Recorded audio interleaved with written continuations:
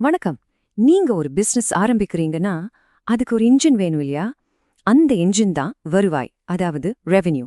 அந்த இன்ஜினை எப்படி ஸ்டெப் பை ஸ்டெப்பா பில்ட் பண்றதுன்னு தான் நாம இந்த பகுதியில பார்க்க போறோம். உங்ககிட்ட ஒரு சூப்பரான ஐடியா இருக்கு, ரொம்ப நல்லது. ஆனா அந்த ஐடியாவை வச்சு எப்படி பணம் சம்பாதிக்க போறீங்க? இதுதான் ஒரு தொழில் முனைவோர் தங்களுக்கு தாங்களே கேட்டுக்க வேண்டிய முதல் முக்கியமான கேள்வி. ஏன்னா ஒரு பிரமாதமான ஐடியா மட்டும் பத்தாது, அத பணமா மாத்துறதுக்கு ஒரு தெளிவான பிளான் வேணும் இல்லையா? சரி, வாங்க நம்ம பயணத்தை ஆரம்பிக்கலாம். உங்க பிசினஸ்க்கான அந்த ஃபைனான்ஷியல் இன்ஜினை எப்படி உருவாக்குறதுன்னு ஸ்டெப் பை ஸ்டெப்கா பார்க்கலாம். உங்க ஐடியாவை உண்மையாவே வருமானம் ஈட்டி தரக்கூடிய ஒரு தொழிலா மாத்துறது எப்படின்னு பாப்போம். ஓகே, இதுல முதல் ஸ்டெப் என்ன தெரியுமா? உங்க வருவாய் மாதிரிய, அதாவது ரெவென்யூ மாடலை செலக்ட் பண்றது தான். சிம்பிளா சொல்லணும்னா, உங்க கஸ்டமர் கிட்ட இருந்து நீங்க எப்படி பணம் வாங்க போறீங்க, இதுக்கான அடித்தளத்தை தான் நம்ம இப்ப போட போறோம். இது ரொம்ப முக்கியமான முடிவு. முதல்ல நேரடி விற்பனை, அதாவது டைரக்ட் சேல்ஸ். இதுதான் நமக்கு ரொம்ப பரிச்சயமான ஒரு முறை. நீங்க ஒரு கடைக்கு போறீங்க, ஒரு பொருளை எடுக்கிறீங்க, அதுக்கு காசு கொடுக்கறீங்க, அவ்வளவுதான், அந்த டீல் அங்கேயே முடிஞ்சிடுச்சு. இது பார்க்க சிம்பிளா இருந்தாலும் இதுல ஒரு சவால் இருக்கு. நீங்க ஒவ்வொரு தடவையும் ஒரு புது கஸ்டமரை தேடி பிடிக்கணும். அடுத்தது சந்தா மாடல், அதாவது சப்ஸ்கிரிப்ஷன். இப்போ ரொம்பவே பாப்புலர் இது. நீங்க நெட்ஃபிளிக்ஸ், ஸ்பாட்டிஃபை எல்லாம் யூஸ் பண்றீங்க இல்லையா? அதுதான் மாசம் இல்லைன்னா வருஷம் ஒரு குறிப்பிட்ட தொகையை கஸ்டமர்ஸ் கட்டுவாங்க. இதோட மிகப்பெரிய பிளஸ் பாயிண்ட் என்னன்னா, அடுத்த மாசம் எவ்வளவு வருமானம் வரும்னு நம்மளால ஓரளவுக்கு கணிக்க முடியும். இது ஒரு பிசினஸ்க்கு கிடைக்கிற மிகப்பெரிய ஸ்டெபிலிட்டி. அடுத்து ஃப்ரீமியம் மாடல், அதாவது பிரீமியமும் சேர்ந்தது. இதுக்கு லிங்க்டின் ஒரு சூப்பர் உதாரணம். சில பேசிக் விஷயங்களை இலவசமா கொடுப்பாங்க, ஆனா உங்களுக்கு இன்னும் அட்வான்ஸ்ட் ஃபீச்சர்ஸ் வேணும்னா நீங்க பணம் கட்டணும். இதோட ஐடியாவே சிம்பிள் தான். முதல்ல நிறைய மக்களை இலவசமா உள்ள கொண்டு வரணும், அப்புறம் அதுல ஒரு சின்ன சதவீதத்தை பணம் கட்டுற வாடிக்கையாளரா மாத்தணும். ஆனா இங்க ஒரு சின்ன சிக்கல் இருக்கு. நீங்க கொடுக்குற இலவச வெர்ஷன் ரொம்பவே நல்லா இருந்தா யாருமே பணம் கட்டி பிரீமியம் வாங்க மாட்டாங்க இல்லையா? சரி, இந்த ரெண்டு மாடலுக்கும் என்னதான் வித்தியாசம் பாருங்க. சப்ஸ்கிரிப்ஷன் மாடல்ல உள்ள வர்ற எல்லாருமே பணம் கட்டுறாங்க, அதனால ஆரம்பத்திலேருந்தே உங்களுக்கு ஒரு நிலையான வருமானம் இருக்கும். ஆனா ஃப்ரீமியம் மாடல்ல அடிப்படை விஷயங்கள் இலவசம். ஒரு பெரிய கூட்டத்திலேருந்து கொஞ்சம் பேர் மட்டும்தான் பணம் கட்டி அப்கிரேட் பண்ணுவாங்க. சோ இங்கே உங்க முழு ஃபோக்கஸும் அந்த இலவச யூசர்களை எப்படி காசு கொடுக்க வைக்கிறதுங்கிறதுல தான் இருக்கணும். இது மட்டும் இல்ல, இன்னும் சில வழிகளும் இருக்கு. ஒரு சாஃப்ட்வேர் கம்பெனி மாதிரி உங்க ப்ராடக்ட்டுக்கு லைசன்ஸ் விற்கலாம். இல்லனா ஒரு யூடியூப் சேனல் இல்ல வெப்சைட் மாதிரி விளம்பரங்கள் மூலமா சம்பாதிக்கலாம். அமேசான் மாதிரி 2 பேரை இணைச்சு விடுறதுக்கு ஒரு கமிஷன் எடுக்கலாம்.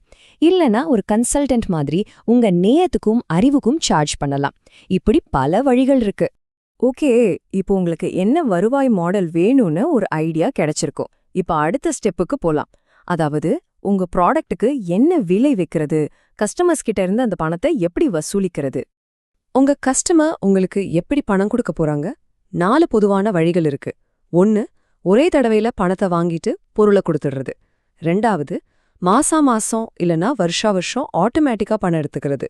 3வது, அவங்க எவ்வளோ யூஸ் பண்றாங்களோ அதுக்கு மட்டும் சார்ஜ் பண்றது.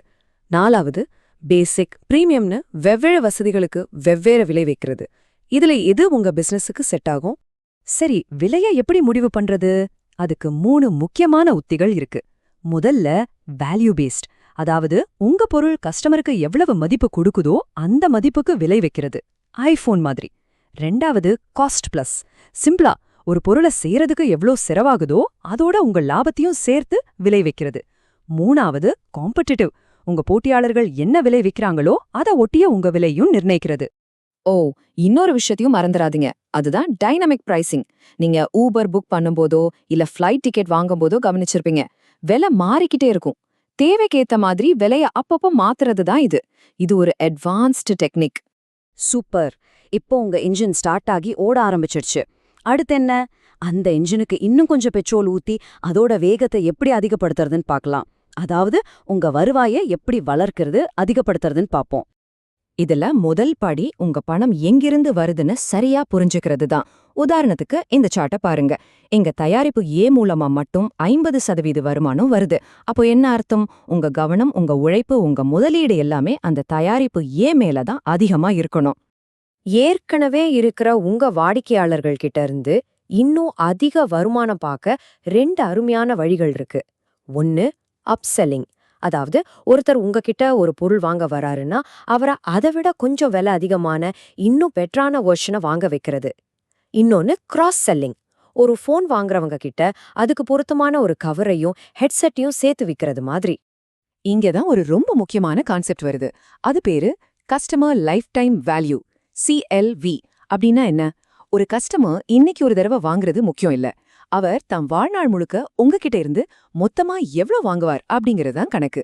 ஏன்னா ஒரு சந்தோஷமான கஸ்டமர் திரும்ப திரும்ப வருவார், 4 பேர்கிட்ட சொல்லி உங்க பிசினஸ வளர வைப்பார். அதனால அவரோட உண்மையான மதிப்பு ரொம்ப ரொம்ப அதிகம்.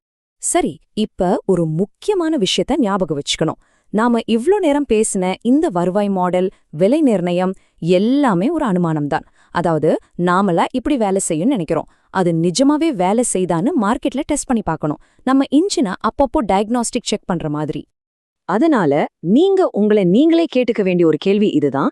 நீங்க நிர்ணயித்த விலையை கொடுக்க மக்கள் உண்மையிலே தயாரா இருக்காங்களான்னு எப்படி டெஸ்ட் பண்ண போறீங்க? நீங்க பெரிய அளவுல முதலீடு செய்யறதுக்கு முன்னாடி ஒரு சின்ன பைலட் டெஸ்ட் மாதிரி பண்ணி இதை உறுதிப்படுத்திக்கிறது ரொம்ப அவசியம். உங்க இன்ஜின் சரியா ஓடுதா இல்லையான்னு தெரிஞ்சிக்க சில முக்கியமான அளவீடுகளை நீங்க தொடர்ந்து கண்காணிக்கணும். முதல்ல கன்வர்ஷன் ரேட், அதாவது உங்க வெப்சைட்க்கு வர 100 பேர்ல எத்தனை பேர் வாடிக்கையாளரா மாறுறாங்க. அடுத்து ARPU, ஒரு யூசர் கிட்ட சராசரியா உங்களுக்கு எவ்வளவு வருமானம் வருது. கடைசியா MRR, இது சப்ஸ்கிரிப்ஷன் பிசினஸுக்கு ரொம்ப முக்கியம். மாசம் உறுதியா எவ்வளவு வருமானம் வருதுன்னு பாக்குறது. இது 3 உங்க பிசினஸோட ஹெல்த் ரிப்போர்ட் மாதிரி. இப்போ நாம இந்த பயணத்தோட கடைசி ஆனா ரொம்ப முக்கியமான கட்டத்துக்கு வந்துட்டோம். உங்க இன்ஜினை ஸ்டார்ட் பண்ணி ஓட வச்சா மட்டும் பத்தாது. அது நீண்ட காலத்துக்கு நீடித்து நிலைச்சு ஓடணும். அப்பதான் உங்க பிசினஸ் வளரும். அப்போ எதிர்காலத்தை பத்தி யோசிக்க ஆரம்பிக்கணும். இப்போ இருக்கிற வருமான வழியை தவிர இன்னும் புதுசா எப்படியெல்லாம் பணம் சம்பாதிக்கலாம்? வேற கம்பெனிகளோட சேர்ந்து பார்ட்னர்ஷிப் மூலமா வருமானத்தை அதிகப்படுத்த முடியுமா?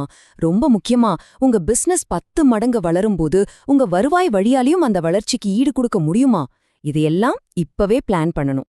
ஆக நாம பார்த்த இந்த எல்லா விஷயங்களோட மைய புள்ளியே இந்த ஒரு கேள்விதான். உங்க பிசினஸ் எப்படி பணம் சம்பாதிக்க போகுது? அதைவிட முக்கியமா, நீங்க தேர்ந்தெடுக்கிற அந்த வருவாய் வழி நீண்ட காலத்துக்கு நிலைச்சு நிக்குமா? இதுதான் நீங்க யோசிக்க வேண்டியது. இப்போ இந்த இன்ஜினை கற்றதுக்கான எல்லா கருவிகளும் உங்க கையில இருக்கு.